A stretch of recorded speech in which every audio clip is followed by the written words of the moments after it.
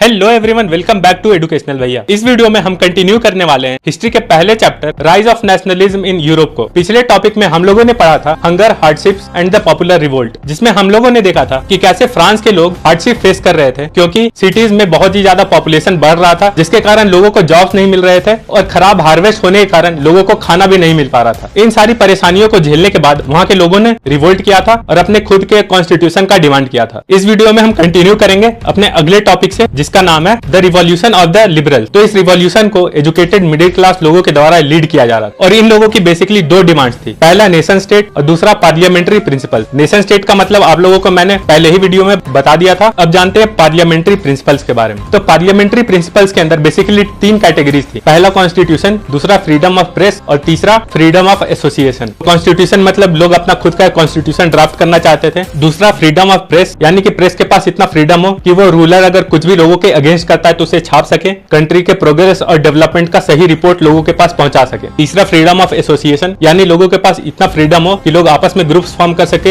Association form कर सके, ताकि उन्हें बिजनेस और ट्रेड करने में आसानी हो। तो बात है 18 में 1848 की, जब जर्मन रीजन में मिडिल क्लास लिबरल्स लोगों ने एक नेशनल असेंबली फॉर्म किया और उसका नाम रखा ऑल जर्मन नेशनल असेंबली। इसमें टोटल 831 मेंबर्स थे और ये सारे लोग इकट्ठे हुए सेंट पॉल नाम के एक चर्च में, जो कि था फ्रैंकफर्ट में, जो कि जर्मनी में स्थित है। और ये सारे लोग इकट्ठे हुए थे जर्मनी का एक नया कॉन्स्टिट्यूशन ड्राफ्ट करने के लिए। ये सारे लोग कॉन्स्टिट्यूशन बना लेते हैं। उस समय के एम्परर फ्रेडरिक विलियम IV के पास जाते हैं अपने कॉन्स्टिट्यूशन के आइडिया को लेके, पर ऑब्वियसली वो तो एक मोनार्की का राजा है, वो तो चाहेगा नहीं कि उसके रीजन में एक नया कॉन्स्टिट्यूशन आ जाए और लोग रियली अपना लाइफ जी सके। तो ऑब्वियसली फ्रेडरिक विलियम IV उन लोगों को इग्नोर कर देता है और उन्हें वहां से मार के भगा देता है और लिबरल्स का जो कॉन्स्टिट्यूशन बनाने का प्लान था वो बुरी तरह फेल हो जाता है। इनका फेल होने का जो मेन रीजन था वो ये था कि इनके पास पीजेंट्स और गरीब लोगों का सपोर्ट नहीं था। लोगों ने आपस में मिलकर ही कॉन्स्टिट्यूशन बना लिया और पीजेंट्स और गरीब लोगों की मांगों को कॉन्स्टिट्यूशन में इंक्लूड ही नहीं किया। तो ऑब्वियसली उन लोगों ने लिबरल्स को सपोर्ट नहीं किया, जिसके कारण ये लोग कमजोर पड़ गए और एम्परर ने इनकी बातों को नहीं सुना। भले ही ये लोग अपने प्रयास में फेल हो गए हों, पर इनके इस एफर्ट से एम्परर लोगों को ये तो समझ में आ जाता है कि लोग अब धीरे धीरे एजुकेट होते जा रहे हैं और धीरे धीरे जागरूक होते जा रहे हैं और ज्यादा दिन तक उनका ये राज नहीं चलने वाला है। तो इस सिचुएशन को देखते हुए धीरे धीरे एम्परर्स और किंग्स थोड़ा थोड़ा कंसेशन देना चालू करते हैं। पहले तो ये सेर्फडम और बॉन्डेड लेबर को हैसबर्ग डोमिनियन और रशिया से हटा देते हैं और दूसरा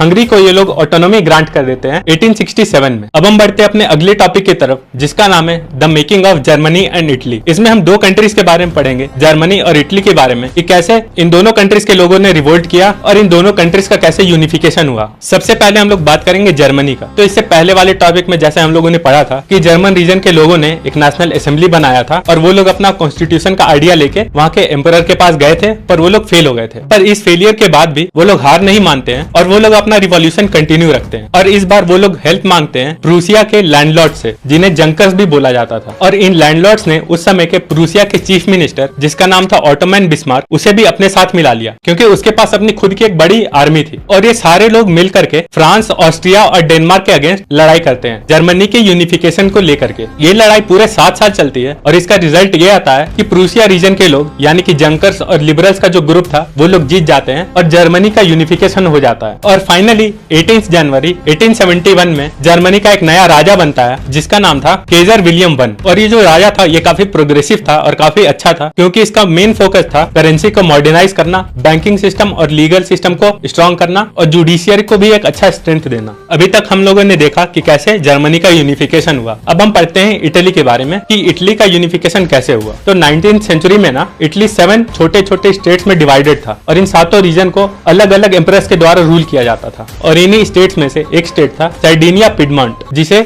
विक्टर इमैनुअल II नाम के एम्परर के द्वारा रूल किया जाता था। और ये एम्परर एक्चुअल में इटालियन था और ये इटालियन भाषा भी बोलता था। तो इटली का जो नॉर्दर्न रीजन था उसे ऑस्ट्रियन हैब्सबर्ग एम्पायर के द्वारा गवर्न किया जाता था और जो इटली का जो सेंट्रल रीजन था वो पोप के कंट्रोल में था। और इटली का southern reason bourbon king of Spain के कंट्रोल में था। तुम्हें याद होगा इस चैप्टर के पहले पार्ट वाले वीडियो में हम लोगों ने गुसिपी मजीनी के बारे में पढ़ा था, जिन्होंने बहुत सारे सीक्रेट सोसाइटीज को फाउंड किया था। उन्हीं में से एक सीक्रेट सोसाइटी था जिसका नाम था यंग इटली और इनका भी यही मोटिव था कि ये लोग ये इटली को यूनिफाई कर सके। कोशिश किया था इटली को यूनिफाई करने का, पर वो फेल हो गए थे। पर सर्डिनिया रीजन का जो किंग था विक्टर इमैनुअल II, उसने फाइनली मैटर को अपने कंट्रोल में लिया और उसने बिल्कुल ठान लिया कि वो अब इटली को यूनिफाई करके ही रहेगा और हार नहीं मानेगा। और ये किंग अपने मिनिस्टर काउंट कैवोर को जिम्मेदारी देता है इटली को यूनिफाई करवाने का। तो काउंट कैवोर और फ्रेंच आर्मी मिल करके नॉर्दर्न रीजन में ऑस्ट्रिया हैब्सबर्ग एम्पायर के अगेंस्ट फाइट करती है और ये लोग जीत भी जाते हैं और इस एरिया को इटली का पार्ट बना लिया जाता है। और वहीं साउथ रीजन में इटली को आजाद करवाने के लिए एक इंसान का मदद लिया जाता है जिसका नाम था गसिपी गरिबाल्डी, जिसके पास खुद की अपनी एक आर्मी थी और उसकी आर्मी में हजारों वॉलंटियर्स थे और ये लोग मिल करके फाइट करते हैं सदर्न रीजन को आजाद करवाने के लिए। फाइनली 1860 में सदर्न रीजन भी फ्री हो जाता है। और फाइनली अगर बात करें सेंट्रल रीजन की, जिसे पोप के द्वारा कंट्रोल किया जाता था, तो इसे आजाद करवाना बहुत ही मुश्किल नहीं था। और नॉर्दर्न रीजन को आजाद होते देख पोप डर जाता है और वो खुद ब खुद ही सेंट्रल रीजन को इंडिपेंडेंस दे देता है और इस तरह से इटली का फाइनली यूनिफिकेशन हो जाता है। और फाइनली 1861 में विक्टर इमैनुअल II को पूरे इटली का राजा बना दिया जाता है। देखो, हमने unification of Italy and Germany तो देख लिया, लेकिन अब हम लोग देखेंगे यूनिफिकेशन ऑफ ब्रिटेन। वैसे अब तक तो तुम्हें यूनिफिकेशन का मतलब समझ में आ गया होगा। यूनिफिकेशन का मतलब होता है जब छोटे छोटे पार्ट्स मिलकर एक कंट्री बन जाते हैं। देखो, तुमने जर्मनी और इटली के केसेस में देखा था कि उनमें रिवॉल्यूशन हुए, उसके बाद उनका यूनिफिकेशन हुआ, लेकिन ब्रिटेन के केस में ऐसा नहीं होता है। ब्रिटेन का जो यूनिफिकेशन था ये लॉन्ग ड्रॉन प्रोसेस था, मतलब काफी लंबी चौड़ी प्रोसेस होने के बाद इसका यूनिफिकेशन होता है। अब तुम लोग इस मैप पे नजर डालो, यहाँ पे तुम्हें 4 रीजन्स देखने को मिलेंगे। एक है स्कॉटलैंड, दूसरा वेल्स, तीसरा इंग्लैंड और चौथा आयरलैंड। इन चारों रीजन्स में अलग अलग कल्चर के लोग रहते थे। जैसे स्कॉटलैंड में स्कॉटिश बोलने वाले लोग रहते थे, वेल्स में वेल्स बोलने वाले लोग रहते थे, इंग्लैंड में इंग्लिश बोलने वाले लोग रहते थे और आयरलैंड में आयरिश बोलने वाले लोग रहते थे। देखो, सबसे पहले क्या होता है, इंग्लैंड 1535 में वेल्स को अपने अंदर शामिल कर लेता है। अब कैसे करता है और क्यों करता है ये पढ़ने की तुम्हें जरूरत नहीं है। हाँ, लेकिन फिर इंग्लैंड आगे चल के आयरलैंड और स्कॉटलैंड को अपने अंदर शामिल कैसे करता है उस बारे में तुम्हें जरूर पढ़ना है। तो देखो, 1688 से पहले इंग्लैंड के अंदर मोनार्की थी, लेकिन 1688 के बाद इंग्लैंड के अंदर ब्रिटिश पार्लियामेंट का राज होता है। मतलब बेसिकली ब्रिटिश पार्लियामेंट आ जाता है। और उस टाइम की जो पार्लियामेंट थी ना, वो चाहती थी कि इंग्लैंड के टेरिटरी को थोड़ा एक्सपैंड किया जाए, मतलब और बढ़ाया जाए।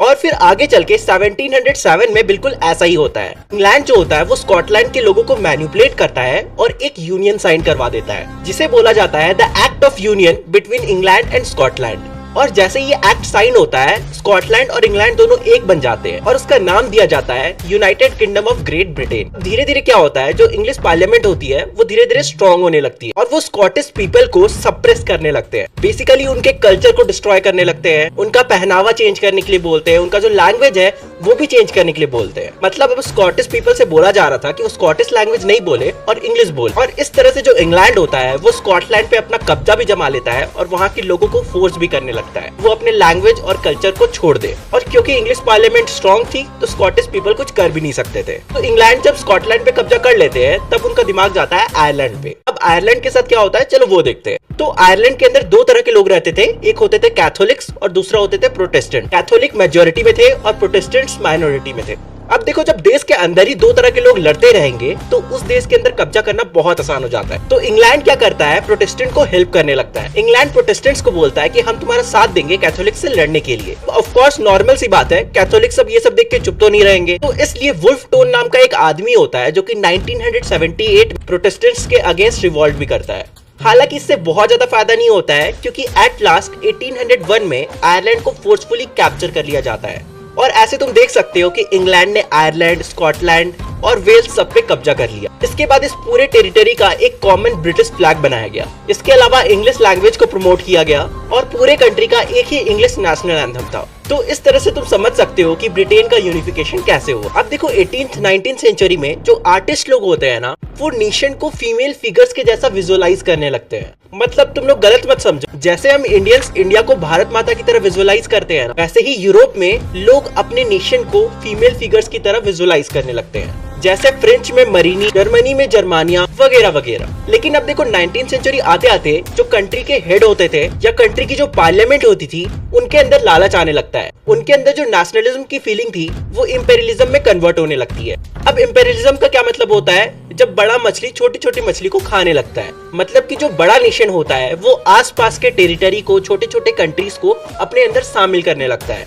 चलो एक एग्जांपल से समझते हैं। एक रीजन था जिसका नाम है बल्कान रीजन।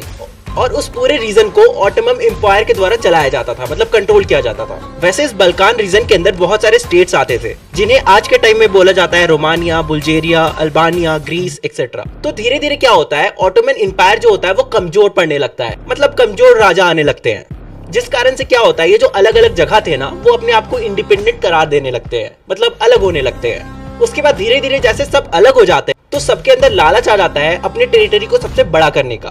मतलब बुल्गारिया रीजन चाहता था कि उसका सबसे बड़ा एम्पायर हो, अल्बानिया रीजन चाहता था कि उसका सबसे बड़ा एम्पायर हो, वैसे ही ग्रीस चाहता था कि उसका सबसे बड़ा एम्पायर हो। बेसिकली वो लोग टेरिटरी हड़पना चाहते थे, जिसके कारण क्या होता है ये जितनी भी कंट्रीज थी सब आपस में ही लड़ भिड़ के मरने लगती है। अब देखो इनको लड़ता देख जो बड़ी बड़ी कंट्रीज थी ना उनको भी लालच आ जाता है और वो बड़ी बड़ी कंट्रीज भी इस वार में हिस्सा लेने लगते हैं, जैसे कि रसिया, जर्मनी, इंग्लैंड, ऑस्ट्रिया, हंगरी वगैरह वगैरह, और सभी बल्कान रीजन्स को अपने कंट्रोल में करना चाहते थे। एंड गेस व्हाट, यही कारण था तुम्हारे फर्स्ट वर्ल्ड वॉर का। इसके बाद आगे चल के लोग इंपेरियलिज्म के खिलाफ आवाज भी उठाते हैं, जो कंट्रीज है उन्हें समझ में भी आता है और धीरे धीरे करके लोगों को इंपेरियलिज्म और नेशनलिज्म में डिफरेंस पता चलने लगता है। तो यही था हमारा chapter the rise of nationalism in Europe. अब अगले चैप्टर जो हम पढ़ेंगे वो होगा the rise of nationalism in India. उसमें हम वर्ल्ड वॉर 1 के आगे की कहानी जानेंगे, लेकिन सिर्फ इंडिया के अंदर। चलो तो मिलते हैं अगले वीडियो में, तब तक के लिए बाय बाय। अगर वीडियो पसंद आया तो वीडियो को लाइक करना और चैनल को सब्सक्राइब करना मत भूलना।